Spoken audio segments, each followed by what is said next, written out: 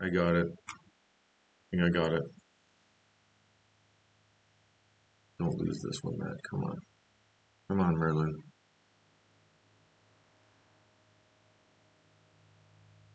I hope I can express this right. It's giving me shivers. In everyone's soul, there's a corner, there's a space, there's an escape, but not in a negative way, not in a running away type of way, in a self-preservation. It's right there.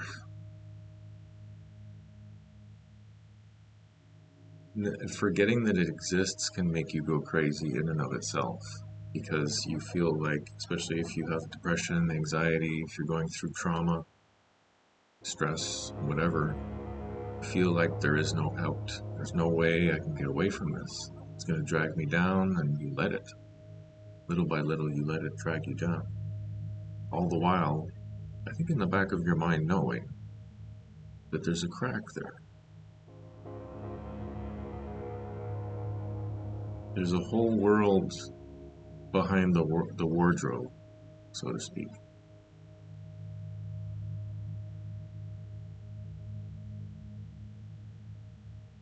There's refuge.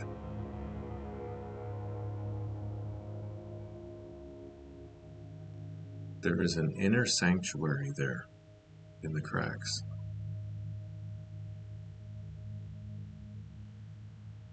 The depression is a layer, the anger is a layer, the frustration, the resentment, these are all layers. But if we move the curtains aside, the light from the crack starts to shine through. And that's where the salvation is. Call it Christ, call it God, call it whatever you want. I think there's many different ways to attain it, to reach it. Maybe it's different for everyone.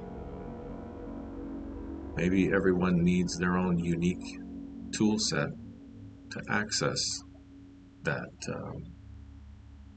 that escape, but it's not an escape exactly. Sanctuary is a good word. When I think of the sanctuary, the wildlife sanctuary here, Greenwood Sanctuary, how it makes me feel, and how peaceful I am there, how in my element I am when I'm there. And I think it's either the same place internally, or it's a very similar place as the actual sanctuary that I go to. So that's why the word sanctuary just makes sense. But call it whatever you want, a refuge. Sanctuary is nice because it has that holy sense to it, that spiritual uh, connotation. So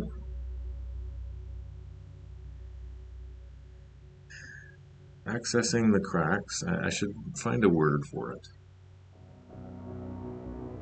Let's just call it the inner sanctuary for now, for lack of better words, and I'll think of something else. Maybe by the end of this video I'll have found it. But the inner sanctuary, it's 24/7 accessible. It's like a 7-Eleven. Always accessible, always available to you. But the trick is that we forget that it exists. And yes, obviously there's some practice that goes along with it, right? Of how to access it, when to access it, because I'm sure, like a lot of you, I've got a fantastic toolkit. My mental health toolkit is filled to the brim with all kinds of amazing things. But I am reluctant to sometimes access it. Right? Why would that be? When I need it the most, I'm not reaching for it? What's going on there? I think it's that we don't want to believe We don't want to believe that it could be that easy, that it could be that accessible. And it is. It totally is. I'm a believer. I would even go so far as to say it's one of my truths, is that if there's a way in, there has to be a way out. Has to be. So the way out is really the way in. Isn't that beautiful? Circle. Now, I think this is related, but I did some serious affirmations earlier today. This morning on my way to work, to the office, I was repeating over and over again, you only live, forget what exactly the wording now, but it was something like, you only live in love, you only live in truth, you only live, I didn't say you only, it was like, you are attracting love, I think it was, or you're manifesting love, you're attracting love, or yes, you're attracting nothing but love, you're attracting nothing but truth, you're attracting nothing but kindness, you're attracting nothing but compassion.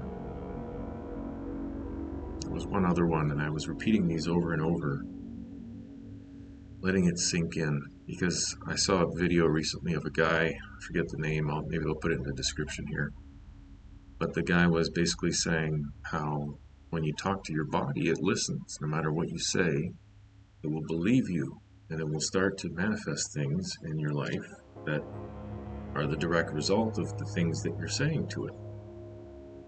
For example, if I tell myself out loud that I can't do something, the more I say it, the more I think it, the more that will become my reality.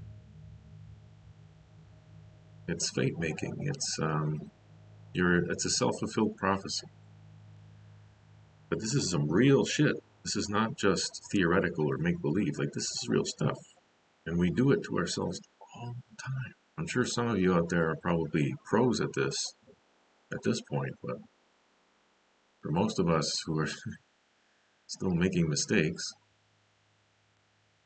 you know. So anyway, just to kind of rein it home now,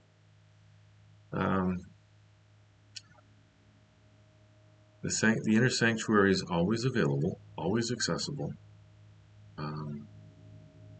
You are at your finest when you're there. You are your higher self when you're there. Or very close anyway, tapped into it, that's for sure. And it's really a game of practicing, accessing. It's like the expression, it's not the destination, it's the journey. Well, then get good at journeying. And that could be said for actual voyages, physically, mentally, spiritually. But also could be said for meditation, journeying, right? The more we do that, I can say that with certainty because I'm not that great at it. But see what I just did? See what I just did to myself? These are the kind of things we say and think, and they limit us. I went and did a float tank yesterday. First time I did a float tank, it was pretty cool. But it took me a good half hour to really get settled in and let go of all my anxieties and whatever else. And the second half of it was pretty interesting. When I told my daughter about this, right away her first reaction was, "Oh, I could never do that." And it's like, it kind of hurt when she said that, because I'm like, why? Why would you say that? Of course you can.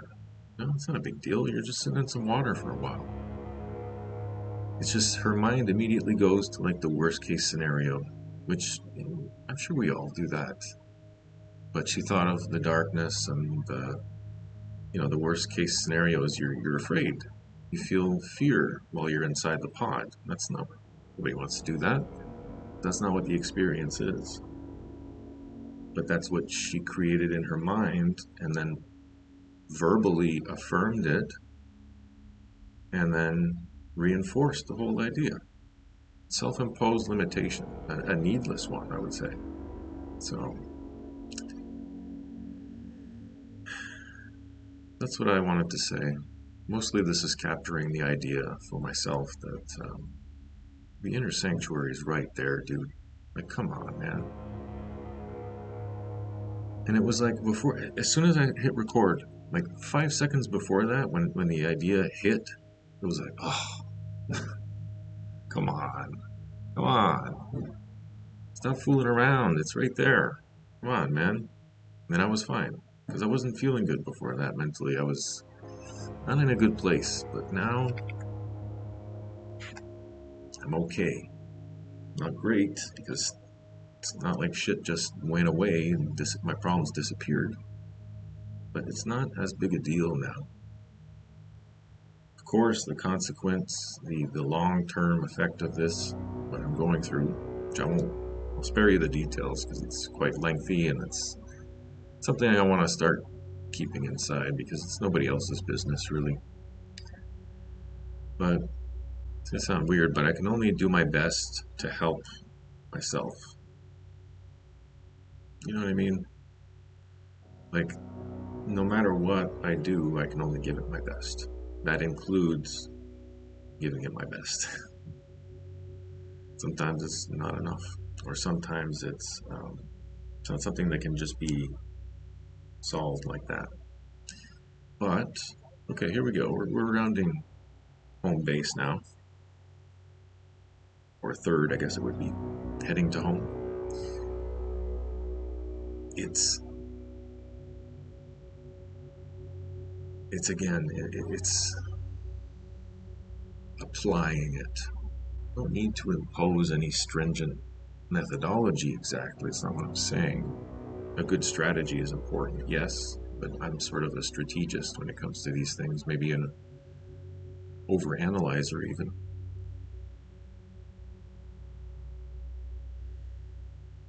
But where would you rather be, right? Where would you rather be? This side, feeling like shit, wondering if you should go on, with no luster for life, or very little. As someone who gets the more than occasional bout of depression, I can tell you that you need that novelty. You need that novelty in life. You need to stay busy, keep your mind busy. Don't let it just wander and default back to unhealthy ways. That's why psychedelics are just so amazing, because they let you break out of these unhealthy routines and think more in terms of abstract concepts that might forge a new path in the mind, in the physical brain as well. So, I mean, the biggest thing, like one thing that happens to me is that I can't function after sometimes. Like when it gets really, if I get into a heated argument or if something negative happens, it really takes me a little while to bounce back from it. And I get stuck in these ruts. So having access to the inner sanctuary, inner sanctum even, I like the sound of that, inner sanctum. Ooh, there's a helicopter taking off. That's cool. I get to watch helicopters now. Sweet. It's really close to the hospitals, like right there. Hope whoever that is okay. Um, yeah. So, what makes it difficult for me is that I have trouble working, just functioning in general. Like, it's hard to get any work done when your brain's not firing on all cylinders and you're just stuck in a thought loop that just won't go away. So this is going to be a good technique, another important tool for my kit here to access the inner sanctum quickly and practically and effectively when needed. That's the other thing, when needed. And the beautiful part is, it's not like anybody can even tell. Like if you're hung up on how you might appear when you're doing these things, a lot of breathing techniques or like certain practices that are effective are sort of embarrassing for some people. I don't give a shit. Everyone's different. I respect the fact that some people are embarrassed by these things. So it's a nice idea, this one, because it's all happening in your head. No one has any idea tell like what's going on. It's just, unless you're completely off in your own inner sanctuary to the point where you're not listening to people anymore. You don't want to do that. That's not nice. It's not respectful. But I mean, if it's in the middle of a heated argument and someone's yelling at you, maybe. Why not? I'm sorry, I wasn't listening. You wouldn't say that, of course. That's not nice. But you could very well, as a self-protective thing, be in a safer space for yourself, for your mental and spiritual self. Place yourself in another sub-container, if you will, to preserve your sanity. Otherwise, you can end up over here. We already talked about how that's not good for anybody. Certainly not for yourself. So, anyway, I don't want to drone on too much. I think that I nailed it there with the inner sanctuary, because it feels better there. Again, it's okay, right? It's not great. I'm not going to pretend like the problems just disappeared, but it's manageable now. That's huge. That's huge. By simply flipping a mental light switch, if you will. That simple flick of the switch. Ah, okay. It's not so bad, right? It's like going from an extremely warm room to a room that's not as warm but still hot. It'll almost feel like it's cooling down, but it's not really. It's just not as hot. I guess that's cooling down. You know what I mean? It's all relative. It's all perspective, as with a lot of things. So we'll end it there. Remember, inner sanctuary.